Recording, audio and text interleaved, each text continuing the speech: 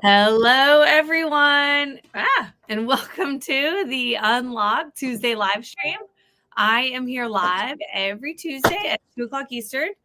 So if you are watching the replay, would love to have you on live. Looks like we have quite a few people on already, which is awesome.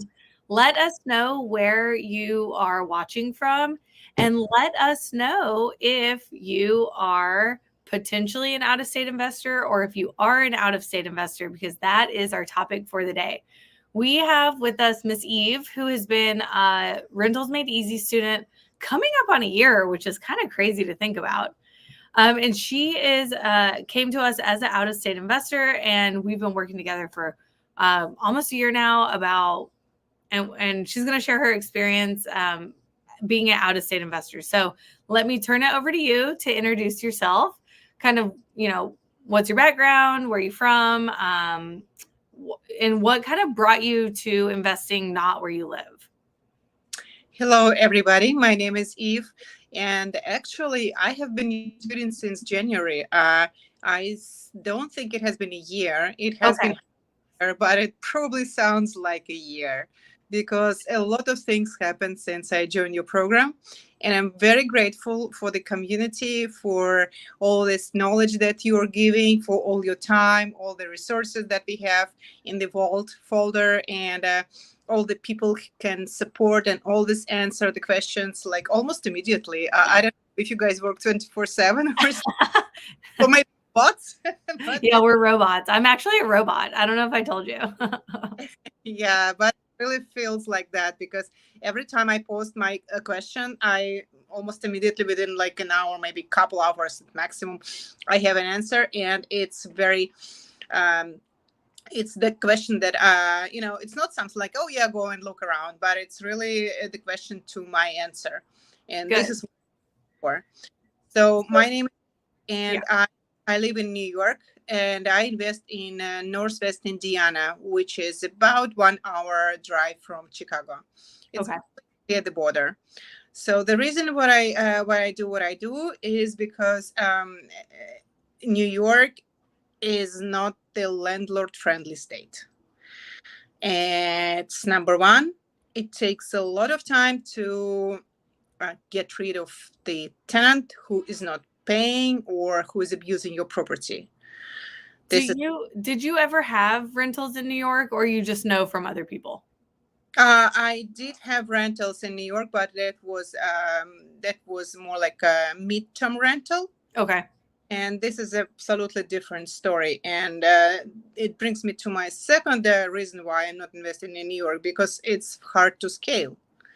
With the purchase price of a regular house, which is like $1 million, you really cannot scale if you're just a regular person. It's not something that you can easily do. Totally. That's another reason that it's very difficult to do it. Yes, you may be able to save like 10% or 20% of down payment for one house and do house hacking. That's what I actually did when I started. But it's not something that you can scale unless you have very, very high paying job. And, it's like just complete different story.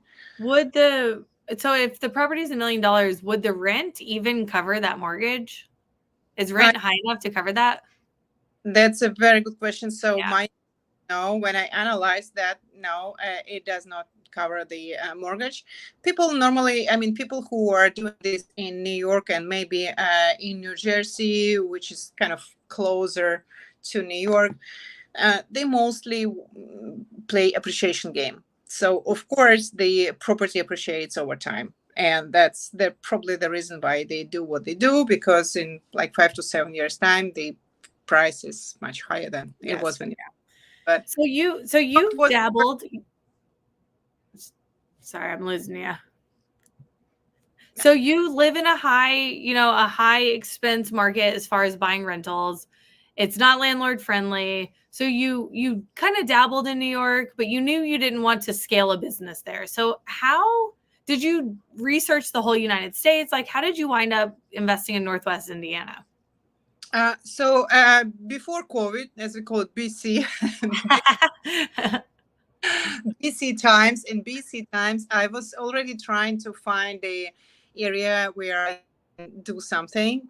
And back then, I had a person who introduced me to two markets, Detroit and Indiana, Okay. Northwest.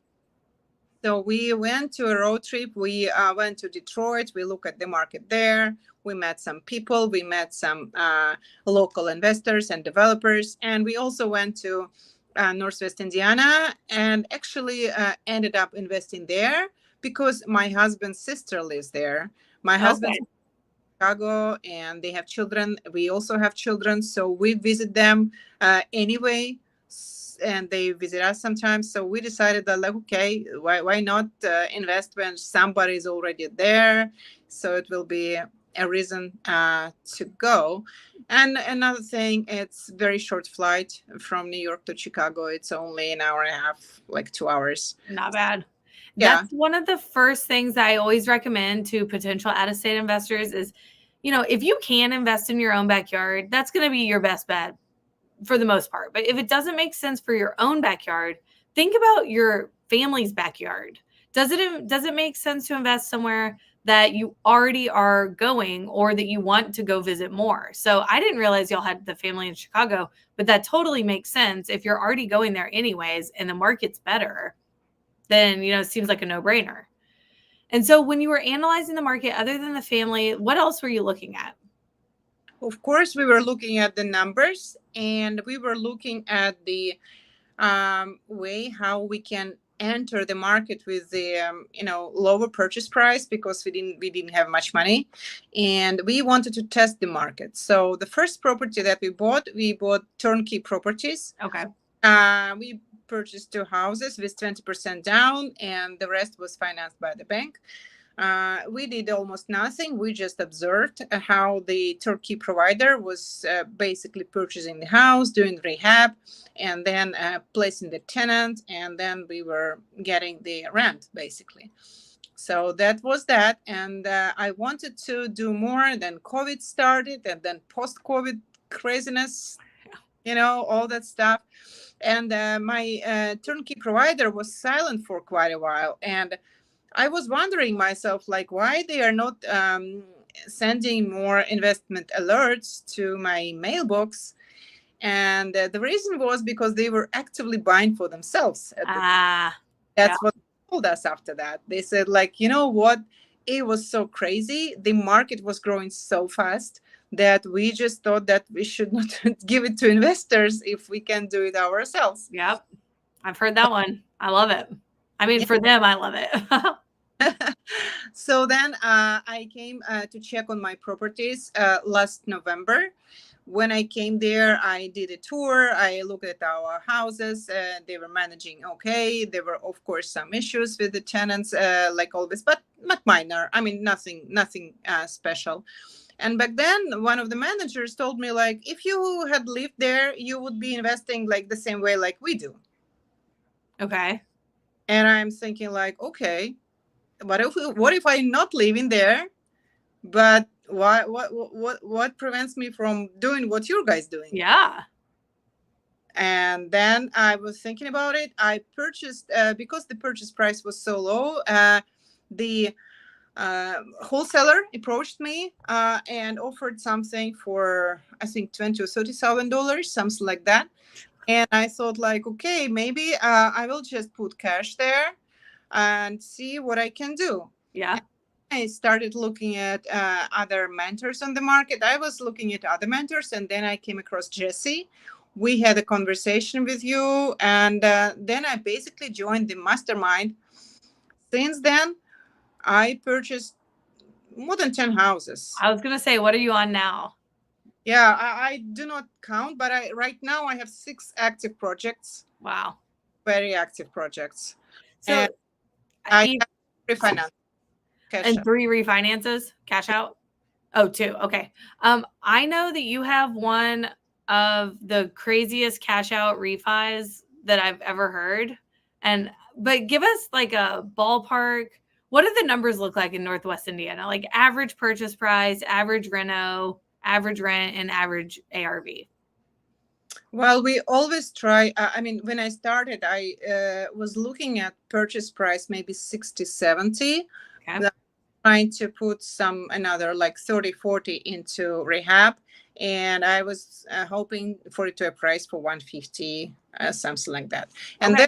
then the third deal actually that I did with my turnkey providers, this is what I did, what we did, and they were actually amazed. Normally they did not expect investors to get that much profit, but that actually worked.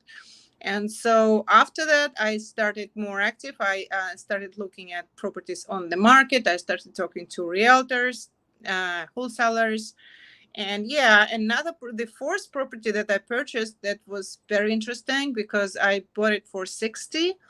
I put another 30, and it appraised for 210. That's the one I'm talking about. Yo, that's what I'm talking about. She had a $70,000 cash out refi. Is that you didn't end up taking all of it, but you could have taken up to 70K, right? Yes. That is $70,000. And what would it be if you were investing in your own backyard? I mean, you'd have nothing, right? Yeah. Yeah. So I want to show you guys that it is very possible to invest in a market that makes more sense. And even, gosh, it sounds almost better than Columbus.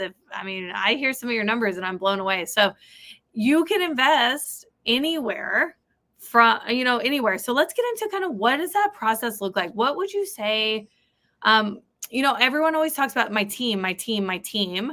And as an out of state investor, tell me about your team. How'd you find them? How do you treat them? Like they're really the most important person that you have in this business. So how did you find your team? So my team, of course, you're absolutely right. It's number one. And I would say that the most important for me are I kind of rely on women more than men. Maybe it's just my mentality or something, but from my experience, I tend to build more trust and better relationship with women. So my realtors have been women. My assistant is a woman, and I actually came across one contractor who is a woman. We did not end up working with her, but she is a very good woman and she's very strong one. Also working on that. That's so funny you brought that up because we were talking about that on our Q&A call today. We're like, if you ever come across like a female run contracting company, like go for it. And like at least give them a conversation. And I'm not saying anything bad about guys or anything like that, but man, like a powerful woman behind the scenes will get some stuff done. So that's so funny you said that. Definitely, yes. And the women in this business, they are powerhouse. Yeah. To be a successful female real estate investor, you have to really, really put yourself out there and like go for it. So I love that. Yeah, we're getting a lot of love comments. Yeah. Love that.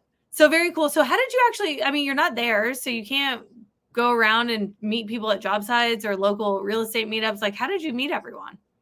So I actually do go there maybe once every 2 months, something like that. So I do go there because, with all honesty, it is very hard. I would say it's impossible to run business completely remote. Okay. And even working remotely, COVID showed us, yes, you can work remotely, but look what is going on right now on the market. Everybody is back in the offices. Yeah. Reality, you cannot run business if you're completely remote. So you have to be there. You have to show your face. You have to talk to your team, and you have to talk to contractors. So what I do come myself, and I do have meetings with my team. But also, as I said, I have assistant, and she helps me. She basically my ears and my eyes. We do FaceTime. She walks the properties for me. She sends me videos or pictures, and she gives me her opinion, and I value that opinion a lot. And this is actually the basis for me to make my investment decisions.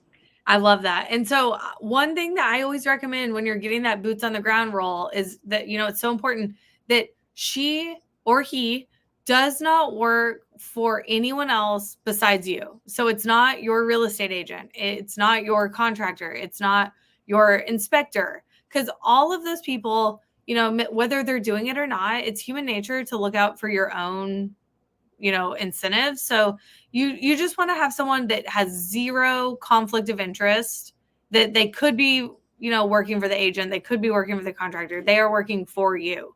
And so that way you fully can trust that they're representing you in your best interest. Yeah. Yeah, this is important. And another very important thing, it's crucial, I would say, is to choose contractors. Yes. This is something that you have to really spend time on vetting them, calling other references, talking to other investors in that area where you're investing.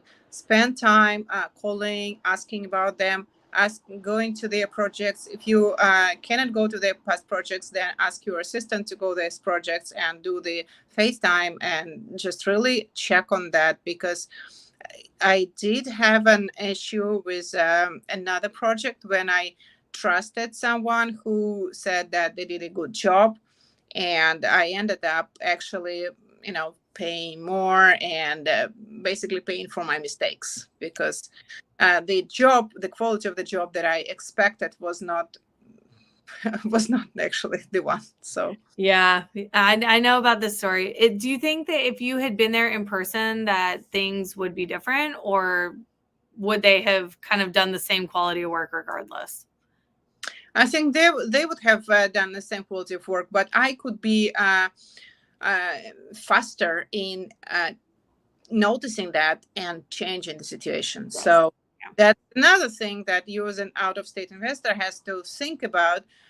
You basically have to double your energy that you put into your project, because it's like you're projecting your identity, you're projecting your desire to build a house in the way how you want it to look like. You want to choose finishes, you want to choose layout. Sometimes you add one bedroom, sometimes you add a bathroom, sometimes you do something else, and this is your idea. So you have to project that idea to the minds of other people who are working with you. And if you didn't do it correctly, then that's on you basically, because you are the one who is paying for that mistakes. Do you use any like software, or how do you communicate like your scope of work and how you want things done? How do you communicate all that? I do not use any software right now, because I use different contractors who are not that technically savvy. Yeah, that's okay. I cannot really tell them, hey, you're using this or using that. I just use the old style text messages, emails, WhatsApp pictures. I draw pictures just like with my notepad. I do print screens and I circle something that I need. That's basically how I do. Yeah, and that works. I mean, that I will say I invest in my own backyard. Personally, I don't really go to my projects all that often, and we do a lot through phone call, text, and pictures, a lot of pictures. Think they say pictures worth 1,000 words, and that's true for sure. Yeah. So I know we talked about kind of an issue you had with a contractor. Would you say that would be like your biggest lesson, or do you maybe have a different lesson that you've learned from investing out of state? Well, I would say a very important lesson that I learned is to be very clear, like what you want, but this is experience. I give you an example. So I'm right now renovating one of the properties. Tenant moved out. Actually, the tenant was evicted. So they moved out and they left some stuff in the property. And at first, when I did a walkthrough with someone else, not that my assistant, but someone else, and that person came inside and looked and said, "Yeah, it's fine." And so I said, okay, then we probably need just to clean the place and paint something here and there, like a couple of walls or something like that. Then another person came and said, like, listen, there's actually more. There are also bedrooms that are not in the best condition. So you have to pay a bedroom as well. So for the contractor increased, and he didn't like it, because originally we agreed to one price, and then he's like, okay. And then he came to the property, and when he came to the property, he is texting me saying, like, you know what, actually the doors are not good, they also needs to be painted. You thought that they should not know, they do. And the ceiling in the kitchen is so greasy from all this cooking oil and all that stuff that, you rather paint the ceiling as well. And I'm like, oh my God. Just keeps going and going, and then one thing after another.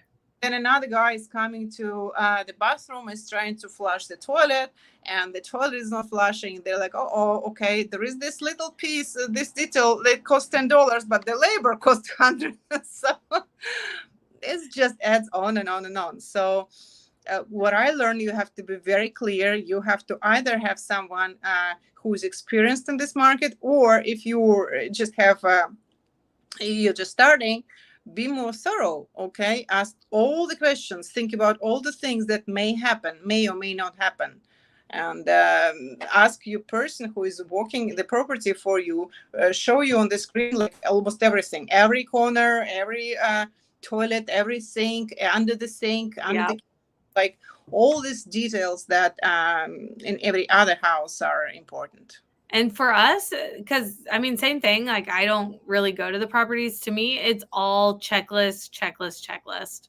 Anytime we have a turnover, our contractor has a full checklist that they go through, and they submit pictures of every item. And then we know that, it's done the way it's supposed to be. So I think that could be something that you would implement if you haven't already. Do you self-manage your portfolio, or do you have property management? I do both. I actually started self-managing, but I just started. Normally, in the past, I used a local property manager because it came kind of historically with the property that we purchased. Got it. Kind of maintained relationship with them, and so they managed. They kept managing the new properties that I was buying, and putting under management with them. But now I decided to start doing something on my own. So we will see.